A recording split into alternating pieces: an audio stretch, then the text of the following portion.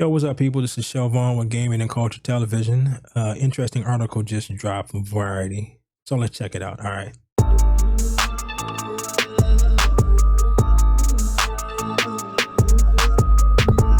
All right. The article is entitled Crisis at Marvel, Jonathan Majors Backup Plans, The Marvels Reshoots, Reviving Original Avengers, and More Issues Revealed. It is by a Tatiana Siegel. Okay. And it's on Variety. Studio chief Kevin Feige assembled in Palm Springs for the studio's annual retreat. Most years, the vibe would have been confident, even cocky, given how the premier superhero brand owned by Disney since about 2009 has made the entertainment business in its image. Yeah, it didn't light the world on fire at first, but right in the middle of that, yeah, everything was about Marvel. They could put out anything. They can come out, release whatever, and then make $1 billion. But that is not the case and hasn't been the case for about 3-4 years. But this occasion was angst-ridden. Everyone at Marvel was reeling from a series of disappointments on screen, a legal scandal involving one of its biggest stars, and questions about the viability of the studio's ambitious strategy to extend the brand beyond movies and streaming. The most pressing issue to be discussed at the retreat was what to do about Jonathan Majors, the actor who had been poised to carry the next phase of Marvel's cinematic universe, but instead is heading to a high-profile trial in New York later this month on domestic violence charges. They did release a video that looked like he might be innocent of that, but you never know when anything goes to court. You never know what could happen. The actor insists that he is the victim, but the damage to his reputation and the chance he could lose the case has forced Marvel to reconsider its plans to center the next phase of its interlocking slate of sequels, spin-offs, and series around Major's villainous character, Kang the Conqueror. Yeah, I did see something today about them maybe trying to swap him out for like Doctor Doom. Well, Doctor Doom is a more well-known character, so I ain't mad at that if they do that. Kang is one of those things where if you read comics, you kind of know who he is, but if you don't, you probably would have no idea. And they have not done that character any favors in the Ant-Man and so far in the Loki series by having him losing constantly. So, At the gathering in Palm Springs, executives discussed backup plans, including pivoting to another comic book adversary like Doctor Doom. But making any shift would carry its own headaches. Major was already a big presence in the MCU, including as the scene-stealing antagonist in February's Ant-Man and the Wasp: Quantumania. Yeah, they have not done this character any favors. You can't have a big bad who loses constantly. That doesn't give him any physical threat to him. They did a really good job with Thanos, and what they've been doing with Kang, and he has been positioned as the franchise's next big thing in this season of Loki, particularly in the finale, which airs November 9th and sets up Kang as the titular star of the 5th Avengers film. Given how the last episode went, and so far what they have actually done in this season of Loki, I don't see how this does that. Because he basically, spoilers, spaghettifies, or at least a version of him spaghettifies at the end of episode 4. There's 2 episodes left, so I have no idea how they're going to go from that to what they're talking about. I don't know. We'll see. All right, Marvel is truly F'd with the whole Kang angle, says one top deal maker who has seen the final Loki episode, and they haven't had an opportunity to rewrite until very recently because of the WGA strike. But I don't see a path of how they can move forward with him. Yeah, me either.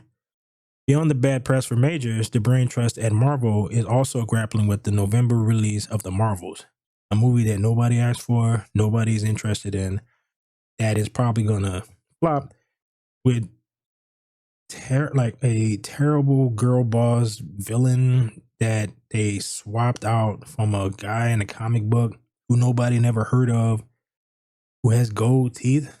Why a Kree would have gold teeth, I don't know, but it's a sequel to 2019's blockbuster hmm, Captain Marvel, which is plagued with lengthy reshoots and now appears to likely underwhelm at the box office. Yeah, nobody asked for it, and nobody's talking about this. This is all an unprecedented turn of fortune for the company that has enjoyed nearly an uninterrupted string of hits ever since it started independently producing movies with 2008's Iron Man. That wildly profitable run culminated in $2.8 billion success in 2019's Avengers Endgame and a high watermark for the studio that has earned nearly $30 billion over 32 films. Hence the reason why Kevin Feige is still working, because he he gained full control, I think, with Civil War, and ever since then the quality has been going down, down, down, down. Replicating this kind of phenomenon is never easy. I don't see how they can do it. However, the source of Marvel's current troubles can be traced back to 2020. That's when the COVID pandemic ushered in a mandate to help boost Disney's stock price with endless torrent of interconnected Marvel content for the studio's fledgling streaming platform, Disney Plus. They have a lot of stuff on there, most of which I don't think most people are that interested in. And given how the ratings for the last series of shows have been, it's not really doing Marvel a service. So I didn't watch the Miss Marvels. I did watch the Vision. I watched that. I watched the first two episodes of Bucky and Falcon. And when that kind of BLM stuff kicked in, I was like, all right, I'm out. So I've been kind of hit and miss when it comes to most of this stuff. So it's like, yeah. So this was not it wasn't a good idea. It would have been a good idea if they had the quality of the Netflix Marvel stuff, but they didn't. All right. According to the plan, there would never be a lapse in superhero fare, with either a film in theaters or a new television series streaming at any given moment. But the ensuing tsunami of spandex proved to be too much of a good thing. The demands of churning out so much program tax Marvel apparatus. Yeah, you put out a product that has a lot of special effects. There's only a limited amount of special effects shops. You are constantly rewriting everything because of various reasons. They made themselves like hated by the VX folks. It showed on the screen, like the special effects have been kind of like at best, to the point where even Taika Waititi was talking trash about the stuff that they did for Thor. Moreover, the need to tease out an interwoven storyline over so many disparate shows, movies, and platforms created a muddled narrative that baffled viewers. I think that has more to do with them drifting off into identity politics and trying to push the message instead of telling an actual story. With the first batch of Marvel movies, they had people that were there that was able to keep Feige in check. Feige got rid of all of those people. So what you have been seeing in the last 4 or 5 years, it has been his vision. So this is what you got. All right, the Marvel machine was pumping out a lot of content. Did it get to the point where there was just too much? Yeah. And they were burning people out on superheroes? No, because there have been too many cases of when something good comes out, people buy it up. So that's not the case. Anything's possible though. Wall Street analyst Eric Handler, who covers Disney, the more you do, the tougher it is to maintain quality. They tried experimenting with breaking in new characters like Shang-Chi and the Eternals with mixed results. Yeah, because they didn't tell a proper Shang-Chi story. They completely identity politic the Eternals up. So people who even knew who they were wasn't interested in it because what you did. And then Most people didn't know who the Eternals was. So yeah, with budgets as big as these, you need home runs. The Marvels, which opens in theaters on November the 10th, I'm still not sure whether or not I want to actually see this. So we'll struggle to get the ball past the infield, at least by Marvel's outside standards. The movie, which costs 250, 270, maybe $300 million, sees Brie Larson reprising her role as Captain Marvel. It's tracking to open at 75 to 80. I've heard lower than that. Far below the 185 million that Doctor Strange and the Multiverse of Madness took in domestically in his debut weekend last year. Yeah, that came in hot and fell off fell off a cliff. So people saw it, weren't that impressed, so didn't go back to see it anymore. So I'm surprised that they're not mentioning that. Directed by Nia DaCosta, the Marvels unites Larson's heroine with two superpowered allies. Teyonah Parris and Monica Rambeau, introduced in the Disney Plus series WandaVision. It is amongst comic book readers, Monica Rambeau is very popular, but she is not someone that any kind of normal person would even heard of. And Iman Vellani's Kamala Khan, a character most people don't really like that much, that they're constantly pushing to the point where it's irritating, which led to the bait and switch in the Avengers game. Yeah, so this Kamala Khan was from a series that nobody really watched. It had terrible ratings because it's a character nobody really likes or know of. But instead of seamlessly building on the success of Captain Marvel, Captain Marvel was one of those strange cases of a weird success. They put it in between Endgame and the other Avengers movie that for some reason I'm drawing a blank on, and told everyone that you had to see it. So everybody went to go see it. This movie resulted in 4 weeks of reshoots to bring coherence to a tangled storyline. This was supposed to be Captain Marvel 2, but Brie Larson became very unliked by the fans. The character was never really that popular. During the Endgame, people actually cheered when Thanos punched her into space. It shows you how much people like that character. So this was never going to be a hit. I don't know why they made it. They added the other two maybe so they can give likable people standing next to her. Because apparently, the lady playing Kamala Khan is a likable person who actually is knowledgeable about comics. So eyebrows were raised again when DaCosta began working on another film while the Marvels was still in post-production. The filmmaker moved to London earlier this year and began prepping for her Tessa Thompson drama, Ada. A representative for her declined to comment. From what I understand about how Marvel movies work is most of that stuff, the post-production stuff, is taken care of by Marvel. It's not something that the director has as much control over as you would have on a normal thing. It's like you direct the part that they give you to direct and they don't really need you for the rest. So it's probably weird, but it's not surprising. If you're directing a $250 million movie, it's kind of weird for the director to leave with a few months to go. All right. Marvel has seen its release date move back twice too. Once to swap places with Quantumania, which was deemed further along, and again when his debut shifted from July to November to give the filmmaker more time to tinker. But the extra time didn't necessarily help.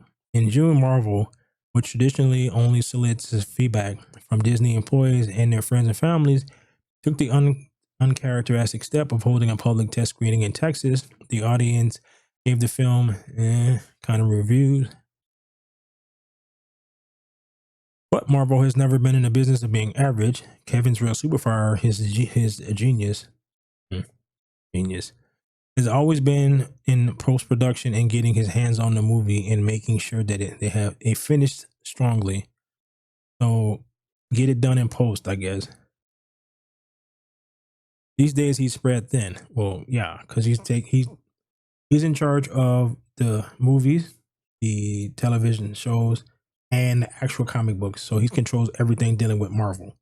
While he probably doesn't care about the comics nearly as much as he does the TV shows and the movies, that's still a lot for one person. Feige isn't the only person showing signs of strain. Marvel's entire VFX battalion, including staffers and vendors, are struggling to keep pace with a never-ending stream of productions. This February, when the credits rolled at the world premiere of Quantumania, shock rippled through the Regency Village Theater in Westwood over the shoddy CGI. There were at least 10 scenes where the visual effects had been added at least a minute and in the last minute and were out of focus. And this is it. It was insane. I've never seen anything like that in my entire career. Everyone was talking about it. Even the kids of executives were talking about it. You need a certain amount of time to do these shots. All right. It's a lot that goes into it. What will happen is that they would get started doing it, and then there would be like a change in the story or a change in something. And then they would have to say, hey, you need to redo this. So it's not like they can change a few things. It's like sometimes they got to change like whole scenes, like everything. So what happens is they don't have enough time. And then if you keep doing that, you run out of time when this movie has to come out. So you just put whatever you have on the screen. You know? The schedule swap for the Marvels had left Ant-Man sequel in a squeeze, pushing up his post-production schedule by 4.5 months, which is a lot. The Marvel films are known for coming down to the wire, given Kevin Feige's ability to foam the runway and land the plane that way, says one executive. But this level of unfinished was unprecedented and would be noted in scathing reviews when the tentpole with the $200 million budget opened 11 days after the premiere. Critics weren't the only ones dismayed. Fed up with 14-hour days and no overtime, Marvel effects workers voted unanimously to unionize in September, sparking an industry-wide trend. Yeah, they was pissed. And what happened is that's part of the reason why they got rid of, I mean, it was more, but one of the reasons they got rid of Victoria Alonso was because of that, supposedly. But there's a chance that she got thrown under the bus as a scapegoat. The year 2023 was the straw that broke the camel's back. Anna George, who appeared before the Congressional Labor Caucus, wow, okay, on October 19th to testify about the studio's why is Congress talking about this? We got like other problems. But that is another video. All right. Unintendable deadlines and working conditions, the pay and the long hours of Marvel were one of the reasons we had to start the unionization process there. The conditions were completely unsustainable. Disney's top brass, including CEO Bob Iger, was said to be apoplectic about Marvel's VFX troubles. 1 month after Quantumania premiere debacle, the guillotine fell on Victoria Alonso, who oversaw the studio's physical production, post-production, VFX, and animation. While the reason cited for her firing was her unauthorized role as an executive producer on the Oscar-nominated film Argentina in 1985, insiders say Disney was incensed over the quality control of its Marvel productions was plummeting, particularly on ever-expanding TV front. The VFX logjam has been evident for some time, with the final effects for such Disney Plus series as WandaVision and She-Hulk inserted after their streaming debuts. That Alonso was busy promoting her art house project while Rome was burned certainly didn't sit well with Disney's leadership. No comment from her. But the internal source suggested that Alonso was scapegoat, and point to the She-Hulk's VFX issues as a symptom of a deeper rot, namely a lack of oversight on script development. In the original arc of She-Hulk, a flashback of star Tatiana Maslany's transformation to her Hulk character didn't take place until episode 8, in the penultimate episode. But after Marvel's Brain Trust watched the footage, it realized that the scene needed to be happen in the pilot episode so the audience could see more of the character's backstory earlier. It meant the VFX team was tasked to fixing the mess in post-production. Yeah, you just said that was Feige's strong suit, is the fixing it in post. That's not working out for them. All the while, Marvel has been bleeding money, with a single episode of the She-Hulk costing $25 million. It was a lot of talking. Most of that must have went into just animating her as She-Hulk. Dwarfing the budget, the final season of Game of Thrones. Wow. That's crazy. But without similar zeitgeist bang, the August 2022 series premiere at El Capitan Theater, foreshadowing was to come 6 months later in the Quantumania Bow. The She-Hulk special effects were out of focus in multiple scenes. There are signs that the flood product was leading people to tune out. I'm not prepared to call it a permanent fall, but based on the numbers that go with Marvel podcasts, Marvel-based articles, friends who do Marvel-based video coverage, and all these numbers are significantly down. Joanna Robinson, she wrote the MCU Reign of the Marvel Studies. Yeah, I heard of that. I heard of someone talk about that. Who is a writer and podcast for The Ringer. The quality is suffering. In 2019, at the peak, you could put more Marvel Studios in front of something. People were like, oh, that brand means quality. That association is no longer the case because there have been so many projects that felt half-baked and undercooked. So we're just not going to talk about their storytelling and how that has alienated a large fan base. So he's going to ignore that. Huh? As public criticism mounts, Feige is pulling the plug on scripts and projects that aren't working. Case in point, the Blade reboot with Mahershala Ali sign up for the role of a vampire. Things look promising for a 2023 release date, but the project has gone through at least 5 writers, 2 directors, 1 shut down 6 weeks before production, 1 person familiar with the script. Permutation said the story at one point morphed into a narrative led by a woman filled with life lessons. Blade was relegated to the 4th lead, a bizarre idea considering that the studio had 2-time Oscar winner Ali on board. A Blade movie should be about Blade. If I'm going to give you money to go watch a Blade movie, I want it to be about Blade. I don't want it to be about his daughter, his mother, his whoever. If you can't figure out that people want to give you money to see a Blade movie about Blade, you have bigger problems than I think. That is why that guy seems to be either not talking about this or very upset about what's going on with this thing, because wow, like, that's crazy. All right. Mid reports that Ali is ready to exit over script issues. Yeah, because you're having him star in a movie where Blade, where Blade is not the star. It's stupid. Feige went back to the drawing board and hired Michael Green, an Oscar-nominated writer of Logan, to start new. Speculations around town that the studio is looking to make the film, now slated for 2025. They got a lot of projects coming out in 2025, 2026, 2027. Is anybody going to be interested in that? I don't know. The budget on less than $100 million, a deviation from Marvel's big spending strategy. Cannot imagine that the Wesley Snipes movies cost that much, because you got a guy, it's this action. You do certain like reasonable sets, because like for most of those sets were just like on location. They would take over a warehouse or something like that. So I can't imagine that costs too much.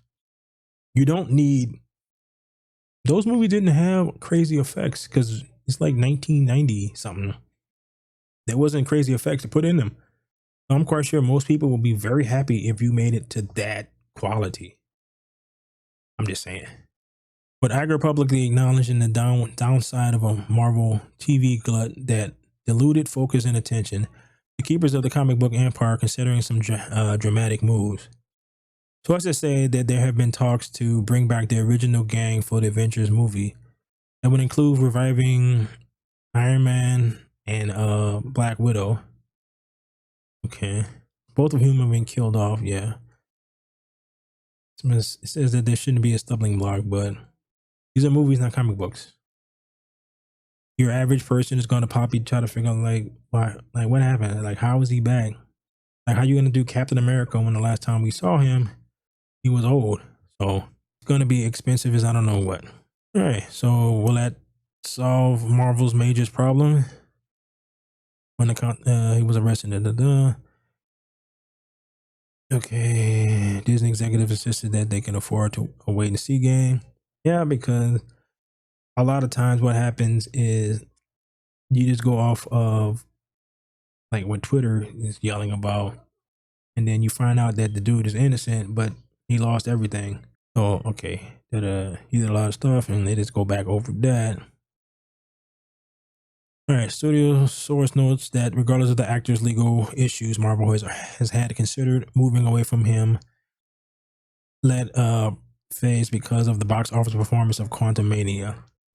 That had less to do with him and more to do with the weird choices in that movie. Like the first two movies were heist movies, and you had his gang with him.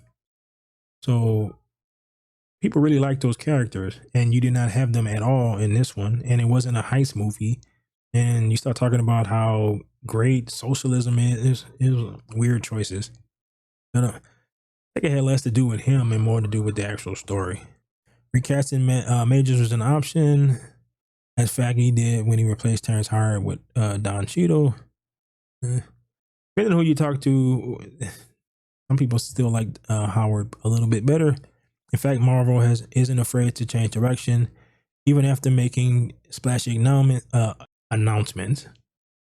Armor Wars was first unveiled as a series and now being developed as a feature, while the studio... How are you going to do Armor Wars without Tony Stark? They're just dumb. But while the studios pushed to adapt the comic book Inhumans into a feature film, generated headlines, but is now dormant. Yeah, because the Inhumans were a lower tiered race that Marvel started pushing because they didn't have access to to mutants for movies.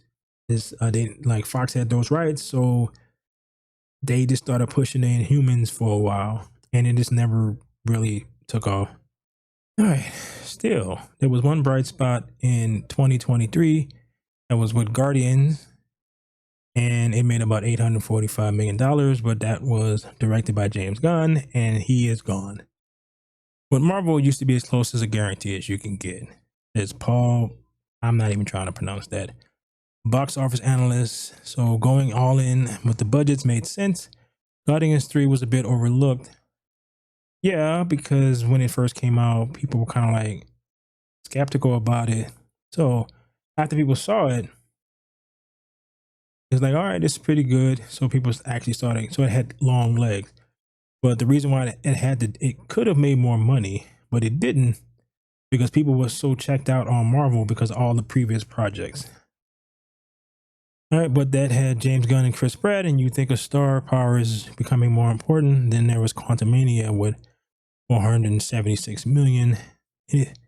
Anything under $500 million is viewed as a disappointment, and these overreaching expectations were a result of so much success over the years.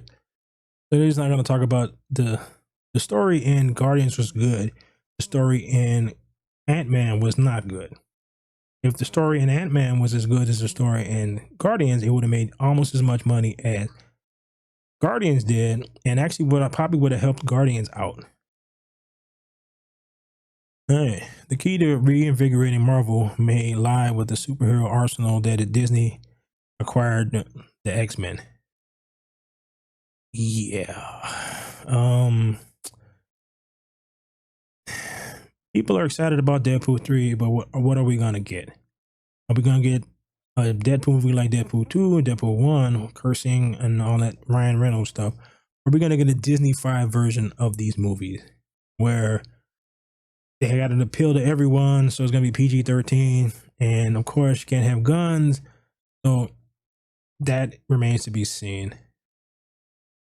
And as far as the Marvels is concerned, like the mutants, X-Men, the same thing with Fantastic Four. There have been stuff coming out about how they're gonna swap out the Silver Surfer for a lady. Now Galactus has had female heralds, but the Silver Surfer is not. He's a guy. He has this whole tragic story of why he became the Silver Surfer. So you can't make him gay, you can't make him a female, because then you have to change his story. And if you do that, then that will upset the people who will actually be interested in that character. I heard about a Fantastic Four movie where Sue Storm is actually the protagonist, the one in charge of the Fantastic Four, and they're gonna relegate like Reed Richards to the sidelines. Hence the reason why they can't seem to get anybody who wants to do that part. So that leaves that gives me credence to that particular rumor. So I'm not really that excited about what they're gonna do for the X-Men or Fantastic Four or Deadpool. So writing the Marvel obituary will be ill-advised. I'm not sure why. They have been doing a lot of terrible, stupid things for the last 4 years. So a lot of people have read them off. So Kevin Feige is the Babe Ruth of movie executives, and Marvel has had the most profitable track record in movie history. Yes. Most of that steam was brought upon by other people besides Kevin Feige, and he got rid of all of them. And what we have left is all him. So I don't know about the Babe Ruth part, but all right. It is interesting to see how a lot of people who were untouchable aren't anymore. So that made an interesting article.